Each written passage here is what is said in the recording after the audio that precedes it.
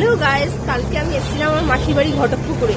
তো এত প্রচন্ড পরিমাণে বৃষ্টি হচ্ছে, সব জায়গায় হচ্ছে অ্যাকচুয়ালি বৃষ্টিটা। তো এত বৃষ্টির কারণে কালকে আর ব্যাক করতে পারিনি। আজকে এখানে রয়েছি, আজকে বেরিয়ে যাবো। তো তোমাদের সঙ্গে একটা খুব ইউনিক একটা জিনিস তোমাদের সঙ্গে একটা শেয়ার করবো। তোমরা তো সবাই মুড়ি তো সবাই খাও, কম বেশি সবাই খাও, কিন্তু মুড়িটা কিভাবে তৈরি হয় কোনোদিন কি দেখেছো? সেই প্রসেসটা এখানে হচ্ছে আমার মাসির বাড়ির পাশেই হচ্ছে গিয়ে দেখা হচ্ছে। এটা হচ্ছে কারখানা, মুড়ির কারখানা। তো কীভাবে প্রসেসটা পুরো সম্পূর্ণভাবে তোমাদের সঙ্গে শেয়ার করছি। দেখো, তোমাদের খুব ভালো লাগবে। আমরা ফার্স্ট টাইম দেখলাম, আমাদের খুব খুব ভালো লাগলো। তো মনে হলো তো আমরা আমাদের বন্ধুদের সঙ্গে একটু শেয়ার করি। তো চলো দেখতে আসো।